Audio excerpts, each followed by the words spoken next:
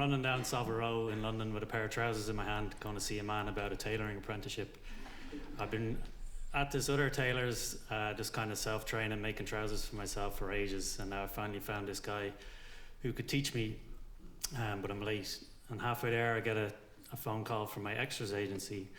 I'd recently ticked the box on my extras profile to say that I was willing to go nude on screen because I was that broke, and but I had no full-length mirror at home, so that morning I kind of snuck into the fitting room of the tailors that I was training at and closed the curtain and took a few pictures of myself. And now I actually had to send them, but down the road, mobile data isn't free, so I'm trying to get the Wi-Fi out of this Starbucks, standing outside, flicking through naked pictures of myself, hoping no one in the window is looking, and like the pictures aren't sending, and I'm definitely late. But I got the unpaid apprenticeship in the end, which was a gift, I suppose. And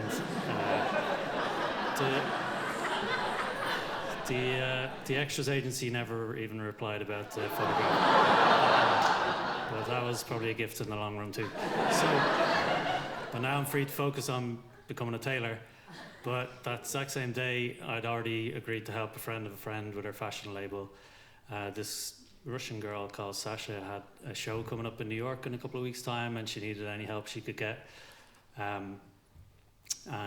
After 2 years of tailoring college and a year of self-training and then finally getting this apprenticeship, I probably should have turned down the fashion work, especially since it was unpaid, and since I don't really like fashion. You know, I like tailoring because it's a craft, but I don't like fashion. But I love doing new things, especially if I can learn something. So that evening after tailoring, I went straight out to meet Sasha at her studio, and she has another friend there helping out for a bit called Tasha, and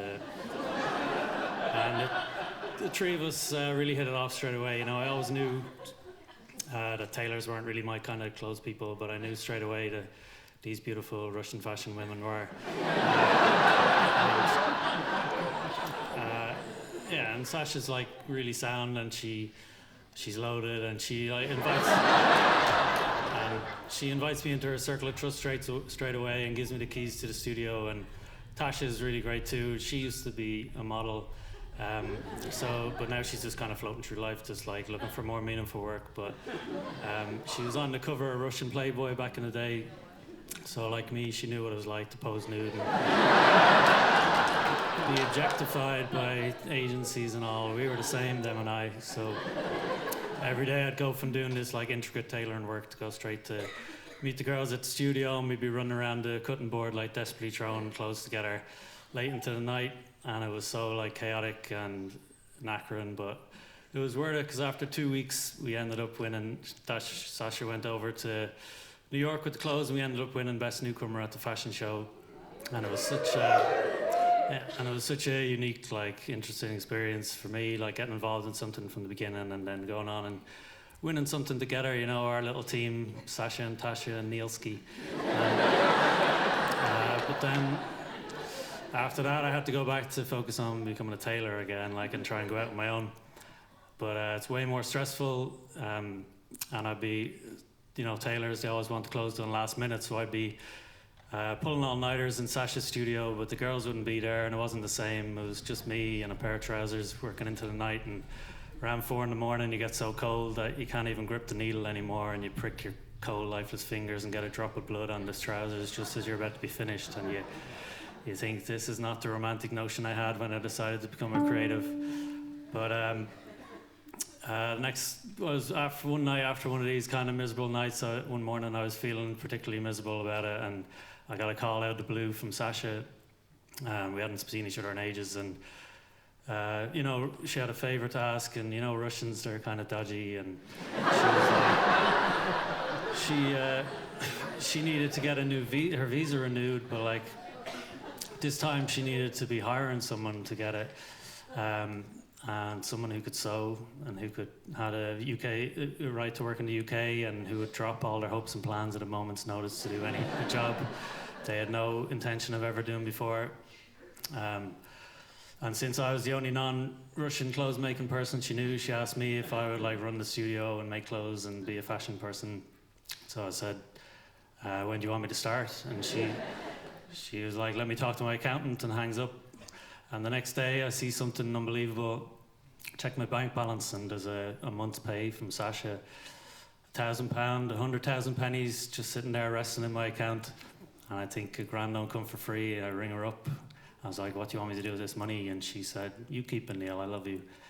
And then a month later, I still hadn't seen her, and the money's there again. And can't overstate how big of a deal this was, going from being like so broke and so unsure of money for so long. I was doing like the bohemian charity lifestyle for years, and just to get this sudden lump of cash coming in and promise of more coming in every month, like, it was insane. So I keep it, and for the first time in London I can breathe. And with this newfound abundance, those next few months become the best time of my working life, and I get more involved with the label, and me and Sasha get on great working together. And I'm a man about town, like meeting stylists and magazines and people from music videos, but she lets me take any time off I like to do any random work I want to do.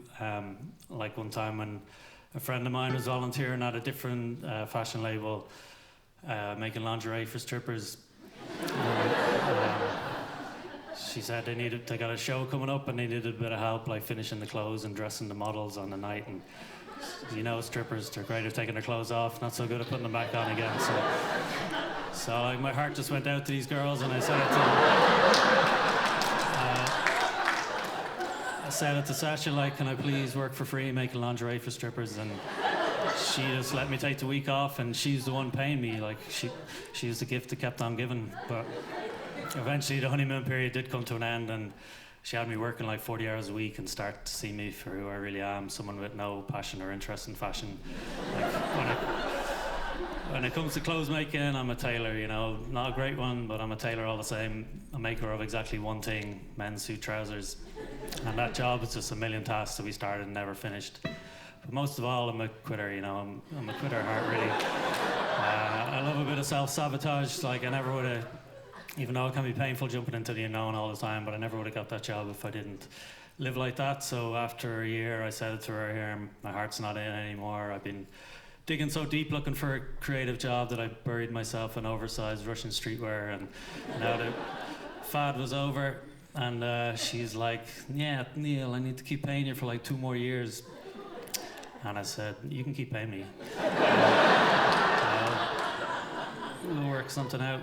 And so I walked away, and eventually she did too after a while. And we're both teachers now, and life is a bit more stable, but I have loads of great memories from those times in London, and I often think of the gift I gave her, a simple gift of just helping her out for a bit, and how that was repaid 10 times over with this job, and more importantly with getting this patron of my creativity as a boss friend, because in the end, like, the only things that really last are the friendships. And well, I have a nice collection of suit trousers too. But, after, like, that was like 11 years ago now, and we're still really good friends, and I still stay with her every time I go back to London, and her kid calls me uncle, and yeah, we're as close as ever. And anytime they go away, she gives me the keys to the house.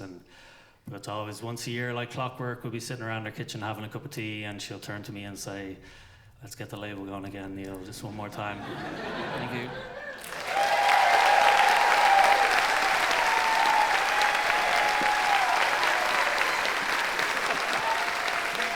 Neil O'Dwyer, everybody.